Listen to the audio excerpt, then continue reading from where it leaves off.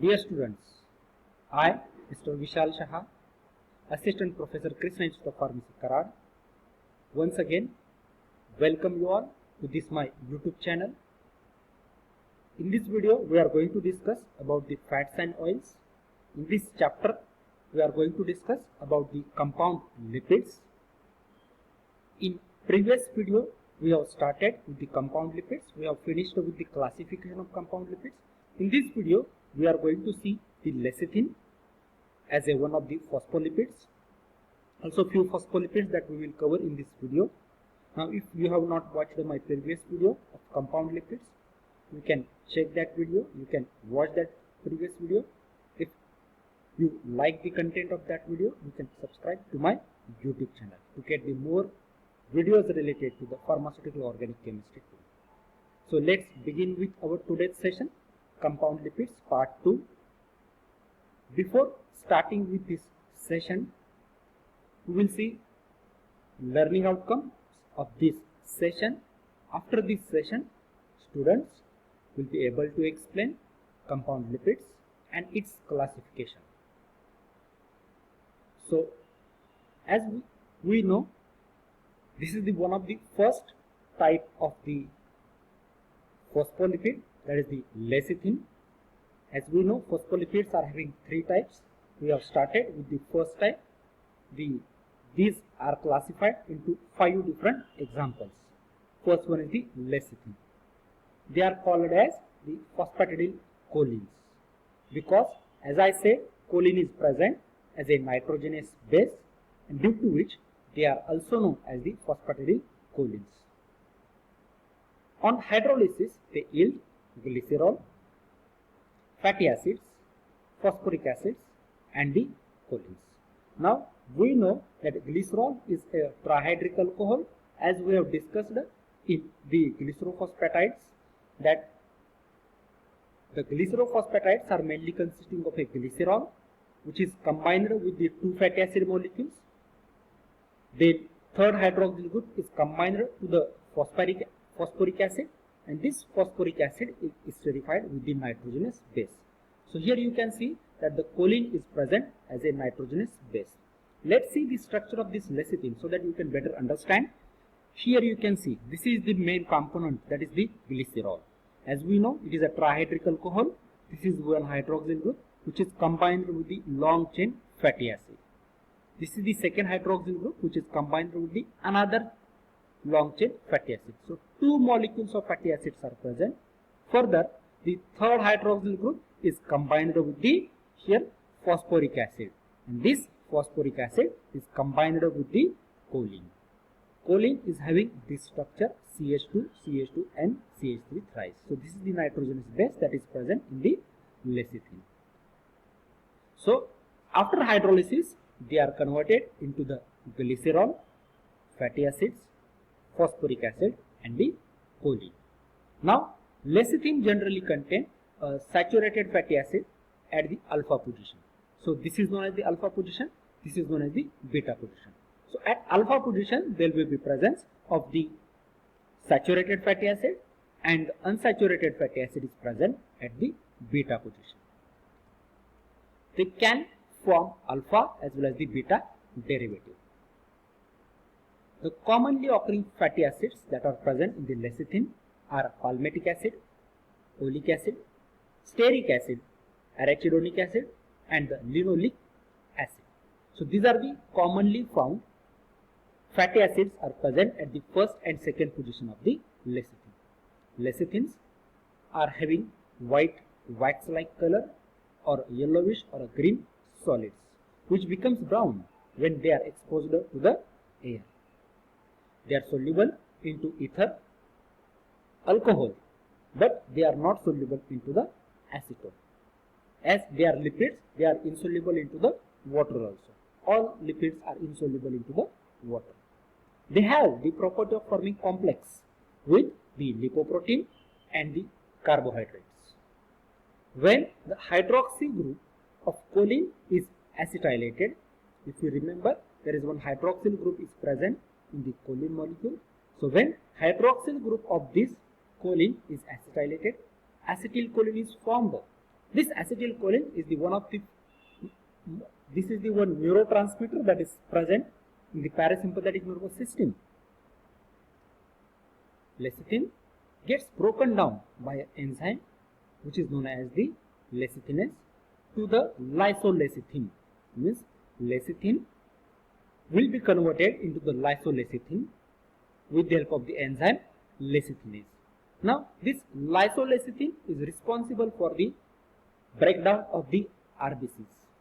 Means if we inject the lecithinase or lysolecithin to any human person, it will carry out the breakdown of the RBCs. So now this enzyme lecithinase occurs in the venom of the snake, cobra bite, because we know due to the bite of the snake as well as the cobra, sometimes if the treatment is not given at proper timing, the death of that person will occur. Now why this death is occurring? Because the cobra venom is consisting of lecithinase as enzyme. This lecithinase enzyme, when is injected into the blood, it will carry out the hydrolysis of this lecithin to the lysolecithinase, and that lysolecithinase is responsible for the hemolysis of the RBCs, and due to the hemolysis of the RBCs, death of that particular person will be occurring. So the enzyme lecithinase occurs in the venom of the snake and cobra bite, and when injected in the blood, lecithin bring about the hemolysis of the RBCs. Animal derived food are the richest source of the lecithin. Various seeds, oil like soybean, and the yeasts are also important sources from the plant kingdom. So major role is the animal derived food, but some plant derived foods like soybean and yeast are also consisting of lecithin. Now we will see the degradation of the lecithin. Now as we have seen, on complete hydrolysis, lecithin will be converted into the choline, phosphoric acid, glycerol, and 2 moles of fatty acid. Out of that, one is saturated, other one is unsaturated. Saturated free fatty acid is connected to the first carbon atom, and unsaturated free fatty acid is connected to the second carbon atom. But partial hydrolysis of lecithin by lecithinase, which is found in the snake venom, causes removal of only one fatty acid to yield the lysolecithins. Means these are the products which are obtained after complete hydrolysis. But if partial hydrolysis is carried out, out of 2 moles of fatty acids, only 1 mole of fatty acid is removed, and due to which lecithin will be converted into the lecithinase. Now as I said, lecithinase is responsible for the hemolysis of the RBCs, and due to which the cobra bite or the snake bite is acting as a poisonous. These therefore contain only one acyl radical, and when they are subjected into the bloodstream by a sting as a result of snake bite or by the needle, the lysolecithins that are formed will cause the rapid rupture or the hemolysis of the red blood corpuscles that are known as the RBCs. Now after this, next point is functions of the lecithin. Lecithin lowers the surface tension of the water, and it helps in the emulsification of the liquid water mixture. It helps in digestion and absorption of lipids in the GIT. Lecithins also have an important role in fatty metabolism in the liver. They have very useful functions of keeping cholesterol and its esters in the dissolved state in the plasma. So this is the one of the important function. They have very useful function of keeping cholesterol and its esters in the dissolved state in the plasma, because if cholesterol is not present in dissolved form, it may be accumulated at the inner wall of the different blood vessels, and to avoid it, lecithin is responsible. They facilitate combination with protein to form the glycoproteins. So glycoproteins are also formed by combination of the protein with the lecithin. Now acetylcholine is also formed. Choline is essentially involved in the nerve impulses. Means acetylcholine that is formed from the choline is essentially involved in the nerve impulses. As I said, it is a part of the parasympathetic nervous system where it is acting as one of the important neurotransmitters. It keeps cholesterol esters in the dissolved form. So these are the various functions that are served by the lecithin. After this, we will see second glycerophosphatides, that is the cephalin, or you can say second phospholipid. It is quite similar to the lecithin. Now the word cephalins is derived from the Greek word cephalos, which means head. They always occur in the tissues in conjunction with lecithin and having similar properties. Now then, what is the difference between the cephalins and the phosphatidylcholine, that is the lecithin? The only difference is the nitrogenous base that is present in the cephalins. It contains ethanolamine. Hence also it is known as the phosphatidylethanolamine. Because in case of the lecithin, we have seen that it is known as the phosphatidylcholine. Likewise, as cephalins are consisting of ethanolamine as a nitrogenous base, they are known as the phosphatidylethanolamines. They are similar in structure to the lecithins, except that the choline is replaced by the either ethanolamine or the serine. In most of the cases, ethanolamine is present as a nitrogenous base. In this diagram, you can see the structure.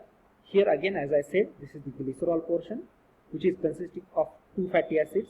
Here also, first fatty acid is saturated, while second fatty acid is unsaturated. Then phosphoric acid molecule and the ethanolamine, which is present as a nitrogenous base. Then occurrence of cephalins. They are closely related to the lecithins in animal tissues. They also have been identified that they are present in the oils. The cephalins are more acidic and less soluble in the alcohol as compared to the lecithins.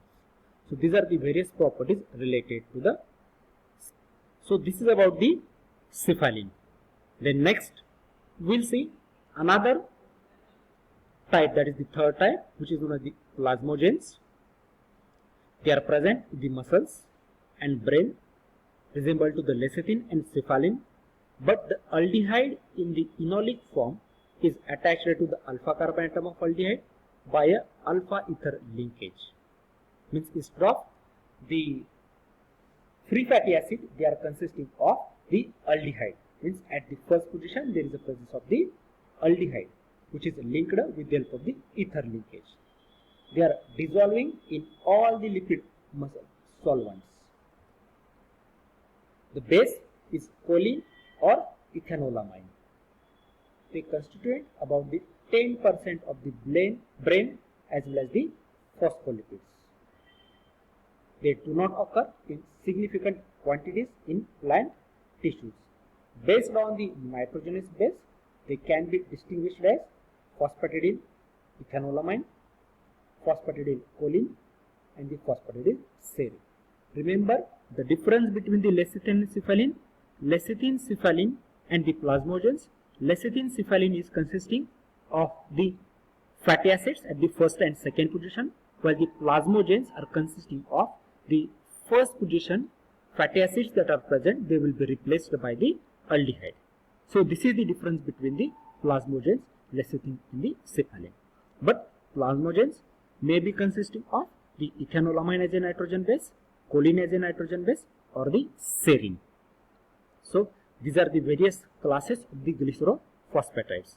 Next classes we will see in the next video. So this is about the structure of the plasmogens. Here you can see serine is present as a nitrogenous base.